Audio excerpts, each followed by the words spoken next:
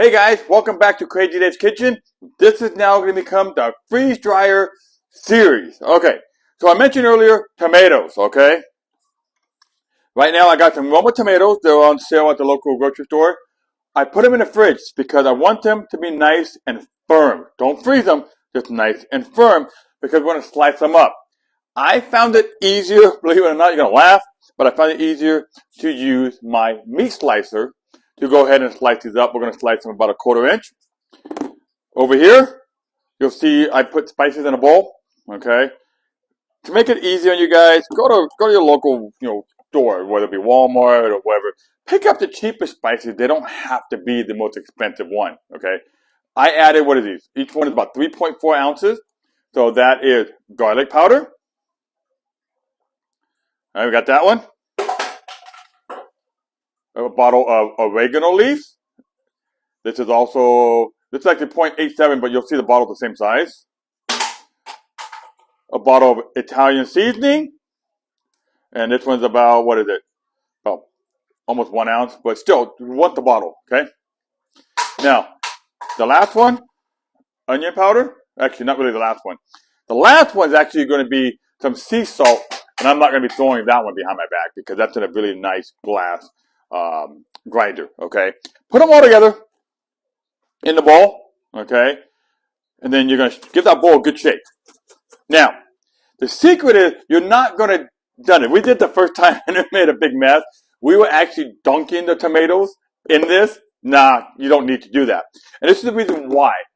When we're going to season it, which I'll talk about, you want your hands to do this motion. See that motion?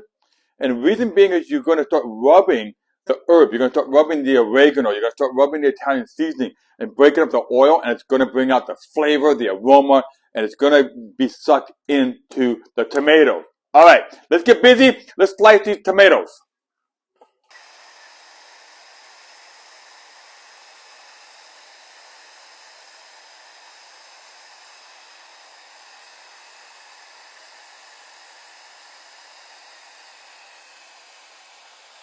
Okay, guys, so I sliced up a few tomatoes because I don't want to have you guys waiting while I slice them all up. So I'm just going to go ahead and grab this stack of tomatoes right here. And what you're going to do is you're going to lay it down. Now, in this bowl, I already added my sea salt. So we're going to lay these down on some parchment paper, okay? Now, the reason why we're using this big tray is because once you're done seasoning them, you have to put these in the freezer. That's one of the things you have to do with the freeze dryer. You always want to try to pre-freeze it using your home freezer.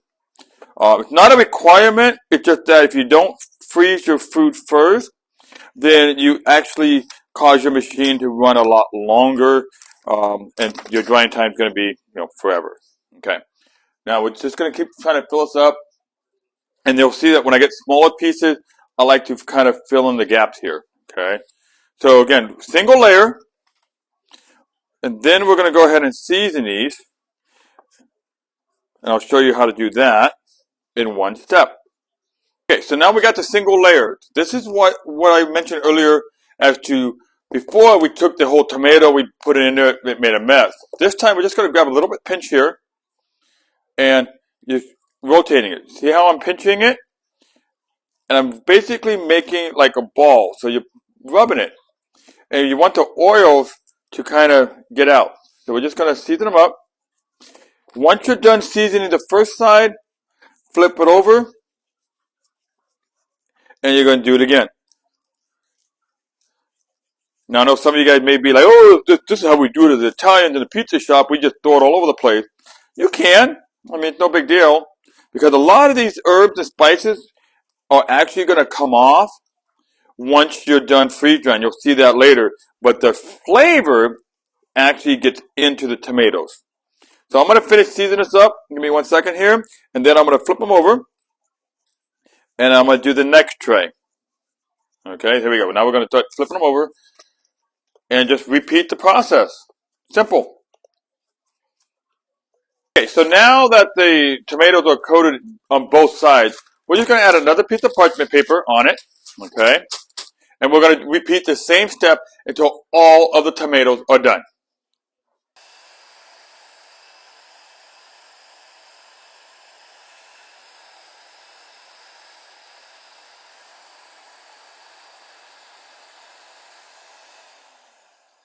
All right, guys. Well, there you go.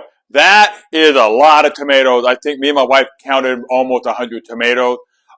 We figured out that every tray was about 6 tomatoes, and it equaled about 59 slices per tray. So take a look here. We're still finishing up the seasoning on here. We got a lot of trays. These are also multi-layered. So we just put one tray that was 4 layers deep into my deep freezer, and then we're going to go ahead and put this in the deep freezer. We're going to let them sit starting point about an hour because I want to get that freeze dryer running. Then the other one are probably going to end up in that freeze dryer for about 24 hours. It does take about 24 hours for a freeze dryer to run through its cycle. All right. Well, here we go. Guys, so now we're ready to start the freeze dryer, okay? Now, one of the things I do recommend is you've got to read the owner's manual. There's a lot of different things that you do in the initial setup, like, you create a name for it. So mine's called Crazy Days Freezer. But first thing you want to do is you want to hit customize here. So let's go ahead and look at this menu here. You hit customize. Initial freeze, leave that at -10. Extra dry time, you can leave that at 2 hours. Leave the dry temperature at 115 because we're not doing candy. I'll explain candy mode later on. But really important, the extra dry time. Always go with 24 hours. The reason being is you want to make sure that the machine does not stop when you're not available. And by doing the extra dry time for 24 hours, if you go to work or so on, or you get distracted, it gives you an extra 24 hours to go ahead and turn the machine off. So I'm going to show that to you later on when I come back from work, that I'm going to go ahead and show you what it does, and you have to kind of hit off. If you do not have that 24-hour set, then the machine's going to go through cycles and you can end up with soggy food. So always do 24 hours. Then make sure you hit the save button over here, right there. Hit save. Now we're going to go ahead and start the machine. You can see what's starting up, and it gives you this message of cooling the vacuum chamber. And what does it say right there? Wait 15 minutes before loading the trays. Up here is your timer, right now 10 seconds. And then it tells you what your inside chamber temperature is at 61. You want to get that down really, really, really low. So right now we're going to leave that alone. You'll see when we open up the vacuum, these are your trays. This is where these trays right here go into, these small little trays. I got some silicone sheets here from Amazon, okay? You're going to have a hard time, let's close the machine up, let it cool down, finding parts right now or accessories for the small machine because it is new to the market. Just keep looking. You're going to find something that's going to work. So right now, we're waiting for this to cool down. I'm going to take these trays by themselves and put them in my freezer because I want them cold before I load the tomatoes. So over here, we'll come closer with me, guys. We got the tomatoes here on one rack, tomatoes here on another rack, and I'm just going to place these trays kind of in here and let them be. That's my deep freezer. We're going to close that baby up, and we're going to come back in about 15 minutes once the freeze dryer is ready. Okay, guys, as we're waiting for this to cool down, waiting for the trays to freeze up and the tomatoes to kind of get nice and hard, I'm going to show you something. It's a very common talk about concern on the Harvest Right website is this hinge right here. Okay, let's zoom in here. You'll see when I loosen the door, it looks like it's loose. Okay, same thing. That is intentional because you want the door to move under vacuum. Otherwise, it could crack the glass. The other thing that you got to watch out for is your gasket. Okay, so before you actually start loading the machine up, pull your gasket out just a little bit. Okay, because what happens, the very common thing is it doesn't get the seal. So pull the gasket out and just lightly put it on. You're going to notice something. When I start closing the door, see how it's already starts giving a little bit of the tension? You want that so when you close the door, that seal goes in. Because the seal is right here in the glass. If you don't have a good seal, your vacuum, when it kicks on, is not going to get the proper seal. And then you're going to have error messages, oh, cannot get vacuum. And you have to restart, okay? So if that comes up to that, I'm going to show you how to fix that as well. Also, you have some other things when you set up I'm not going to really go into the setting up of the machine. You got your drain hose. Big thing you need to do, come over here real quick. I'm going to show you. With your drain hose, you will need a big bucket because when that starts to defrost, you're going to see how much water goes into that. That's the machine. The cart, I got that on through a website. I'm going to give that to you. It's about $100. Highly recommended you put your machine on a cart. Okay guys, so right now I just pulled the tomatoes out of the freezer, my deep freezer, and I'm going to start loading the trays. A word of caution, okay, you can probably see right here, they are starting to freeze. And if you're not careful, you can get frostbite, okay. So I got 3 trays loaded. I'm going to load tray number 4, but look at the freezer itself. Right now it tells you a couple different things. It says load the trays into the freezer and close your drain valve. Now that is something that a lot of people don't do. They forget to close the drain valve and they wonder why the machine is not achieving the proper vacuum. Alright, I'm going to go ahead and keep loading these up real quick and then I'm going to put them into the freeze dryer. Okay, so back here in the back corner is your drain valve. Right now that is in the closed position. So you always want to make sure it's in the closed position. Okay. The way you can tell it's open is all the way forward. Right now that's open. And all the way back is now closed. Okay. Now let's go ahead and load the freeze dryer. Okay, so I'm going to come on this side over the camera. We're going to open the door. Now, the freeze dryer is at 36. That's okay. We're going to start sliding them in. And just push it in. Now, see how it kind of got caught? Just wiggle it around a little bit, and it will go all the way in. So don't worry if at first it doesn't go all the way in. It will. You're going to load the 4 trays into the machine. Okay. Close your door. Now, I'm going to reset my gasket. Remember I told you guys earlier, you need to make sure to pull the gasket out a little bit, not all the way, just a little bit. And right now it probably won't pull out because it's nice and cold. But go ahead and close the door. Lock it. And you can still see it's kind of tight. Now, we're going to go ahead and wipe your hands down. Hit this magic button right here. You hit continue. And now it says freezing. Now, if we come back a little bit later, this is going to have a gauge as far as when it's drying. Right now, the freezer itself is going to get super cold. This thing can actually get down to a -40. This little thing, -40. Okay, so right now, the tomatoes have been in here about 3 hours. You'll see the little bit of the condensation over here. Let's wipe that down. But if you look really close, I don't know. Let's see if I can zoom in here. That's ice on the drum. So there's a lot of ice on the drum. And then inside all the trays. And then over here, it still says freezing. Now look at that temperature right here. -11. So any second, the pump should start kicking on and should go into the drying mode. We just got done doing a massive amount of tomatoes. And this is pretty much what we got left because we've been munching on them when they come out. And trust me, people that have tried it, they call them little dry pizza bites. They actually love them for breakfast. So if I go to work and I don't have tomatoes, I get in trouble. And if the wife wakes up and she don't have tomatoes, then I really get in trouble. You know how that is. But anyway, okay. So what I wanted to show you on this machine is something really important. And I kind of missed it the last couple of times I did some tomatoes. Is this little screen right here. We're going to zoom in here. And you'll see where it says drying and the word extra time. Okay. So one of the things you want to do is when you go through your parameters of setting of the machine, always select 24 hours as extra time.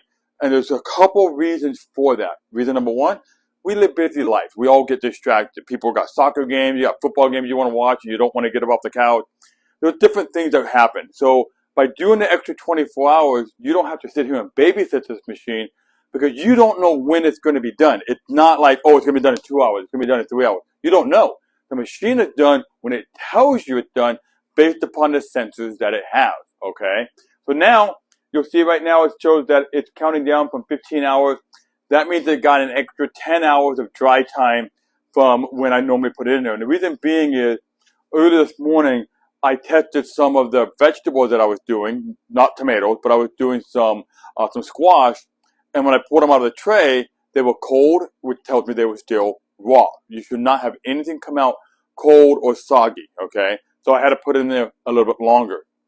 Now, Harvest Right, let's go ahead and do this, will tell you that in between batches, you want to defrost your machine. How do you do that? Well, the first thing we're going to do, we're going to hit cancel. So let's say that I wanted to open a machine, because check this out. You're not opening this thing. I mean, that thing's under heavy vacuum. There's no way you're going to pull that door open, okay? So we have to hit cancel first, okay? Now, when I hit cancel, it gives me this option, okay? It says process complete. Open the drain valve to vent. If needed, select more dry time. And that's right there in the middle, okay? So if you needed more dry time, hit that. I already know I don't need that. So I'm going to come over here, hit my valve. And you're going to hear the sound.